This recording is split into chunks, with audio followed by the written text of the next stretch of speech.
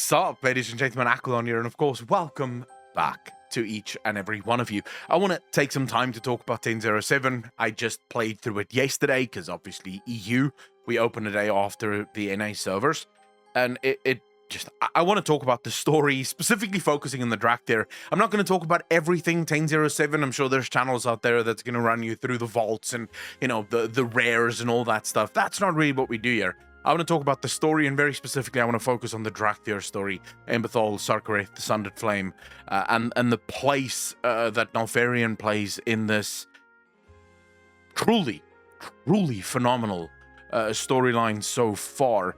Now, 10.07, just right off the bat, is a prologue patch, so you're not getting a crazy amount of story from the Dracthyr and from the Forbidden Reach. Instead, what Blizzard have done to make 10.07 feel really full and sort of overflowing in a way is you have two heritage quest lines, the human and the orcs. I've done the orc one.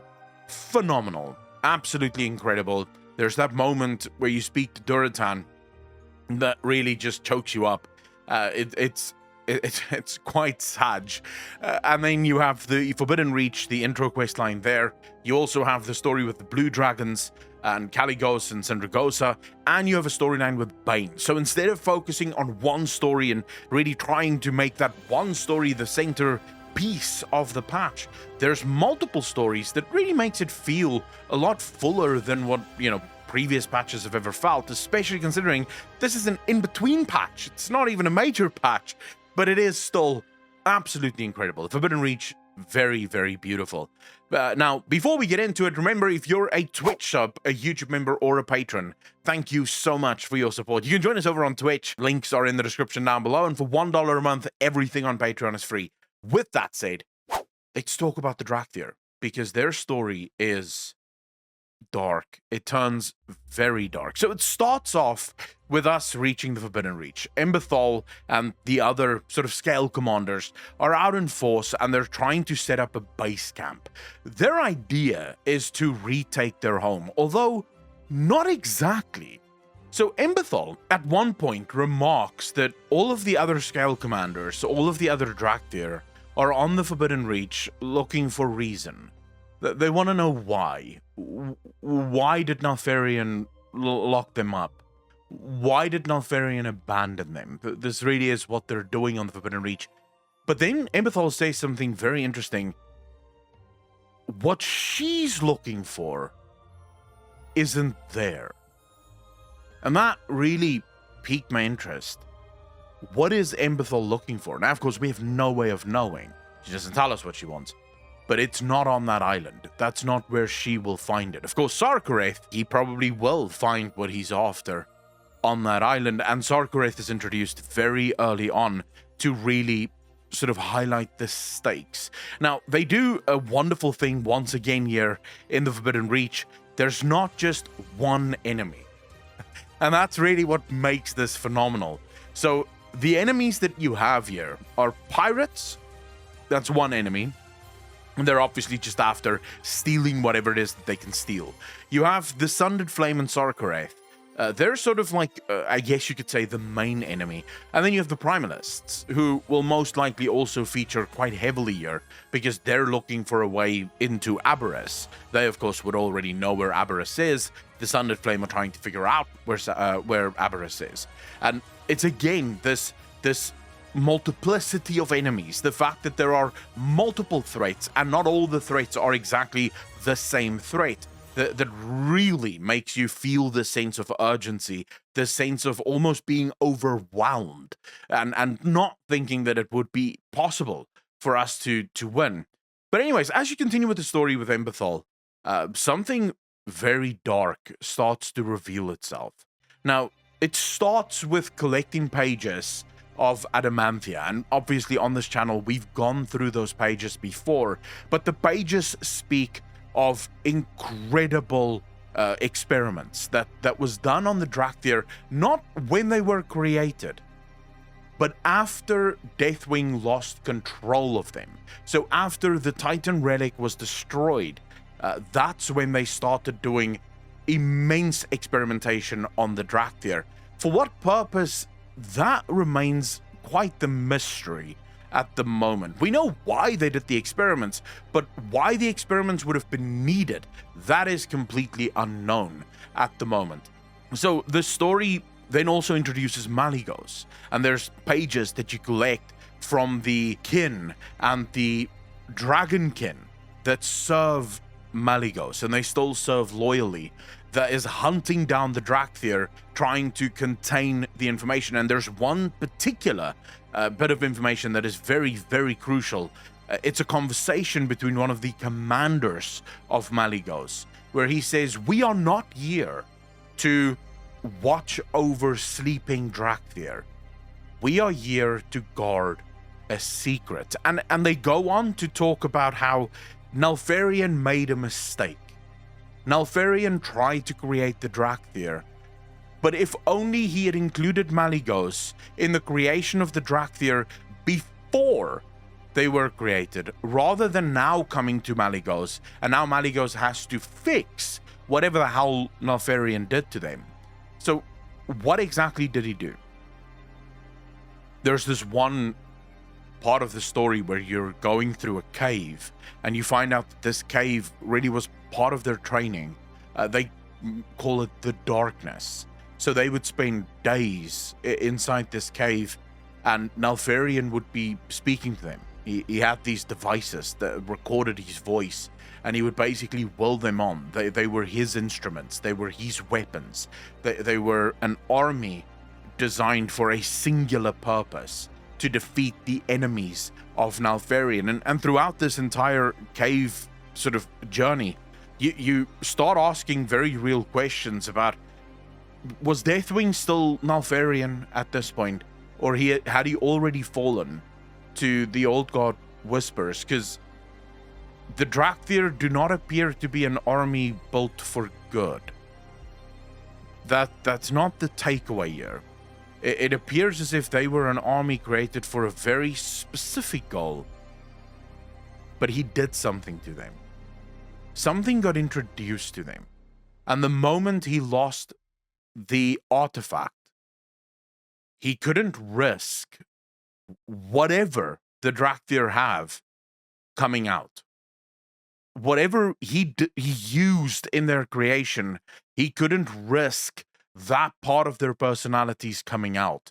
Now, people in stream had some interesting theories. So the sort of main theory that came out in stream was that they are single-minded in their purpose. So in other words, once they've set their mind on something, they will not deviate from that.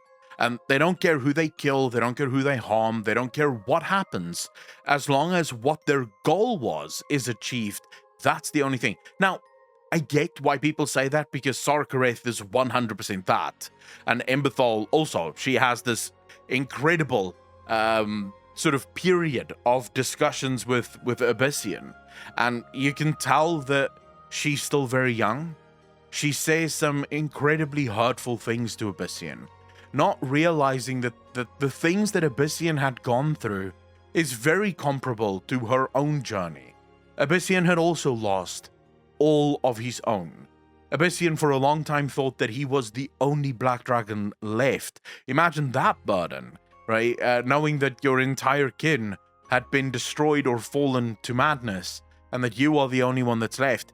But Abyssian, you know, she doesn't care. She is so hell-bent on this singular task of stopping Sarkareth that she doesn't care that she is hurting Abyssian in the process. Now, Abyssian handles it like an absolute champion. He understands clearly what Emberthal is going through, and he also understands that she's very young, and that she needs guidance. She doesn't need him getting angry or screaming at her.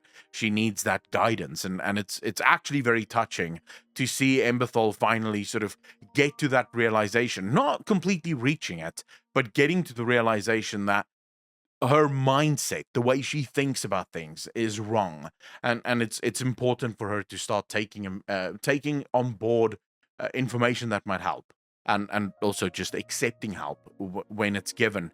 Now, I don't know if I'm sold on this. I have a theory, and I'm going to share it with you guys, but I don't know how true it is because we really don't know. We really just don't know. But I think Void may have been involved in their creation. And the reason it was so incredibly important for Deathwing to control them with the Titan artifact, the reason he could not risk them getting loose is because of that Void creation. Remember, the Void sees all truth, which would make the Void incredibly unpredictable. And it would also mean that if the Dracthyr finally did get loose, they would be prime pickings for something like the Old Gods. And of course, we know in 10.1, Sarkareth actually accepts the Void onto himself. And I think that might be why he decided to lock them up.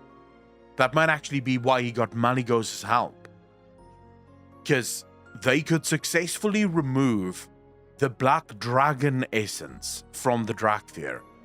But I think the reason so many Dracthyr died in the experiments that happened after, and the reason Nalfarian was so incredibly dead set on keeping it a secret, is they could not get rid of the Void element within the Dracthyr. That Void essence that he had used in order to create them, that could not be extracted. That was the essence of their life pools. And that would also mean that their growth and their power might be close to unlimited. They may actually have the ability to grow infinitely more powerful, because not only are they a collection of all of the flights and all of their power, but that coupled with Void could be incredibly dangerous, as you can imagine. Anyway, that's my theory. At least the whole storyline ends with Sarkareth sort of flying off and saying, if you follow me, I will kill you. So Sarkareth truly have just accepted the fact that some of the Dracthyr will die, and they will die by his hands, and he doesn't give a crap. He does want whatever legacy is owed to him. It kind of makes sense. You know, all of the Dracthyr woke up incredibly confused, and it shows, even Emberthal, in the decisions that she's making, there is that constant confusion. There is that constant of, what am I doing here? What are we doing here? What am I supposed to do now? Right? So, very confused. Sarkareth, of course, showcases this single-minded focus. The thing that will fix them is figuring out the legacy that was left them. He's still loyal to Nalfarian. He believes that their father would have left something for them. He doesn't want to believe that they were simply a tool in the hands of Nalfarian. And it is phenomenal. If you haven't played through it already, there's still a lot that I have not spoiled. I tried to keep this sort of balanced between very spoilery, but also just discussions and trying to make sense of things. So I would love to hear your thoughts. Have you played through it already? What did you think? How was it for you? If you enjoyed this video, if you enjoy videos like this one, please remember to hit the like button, hit that subscribe button, and smash that bell, because that's really the subscribe button. But I really appreciate each and every one of you. To all of the patrons, the YouTube members, and of course the Twitch subs, thank you so much for your monthly contributions. It does mean the world to me. Thanks to you guys, videos like this one is possible. Remember, for $1 a month, you get access to all of the hentai, the podcasts, and everything else over on Patreon for just $1. So really, you have no excuse. It's cheap, and I think it's worth it. So really, come join us over there, become a DJ, and have fun. Ladies and gentlemen, as always, be kind to each other, be good to each other, and I will see all of you in the next one. Peace out, fam.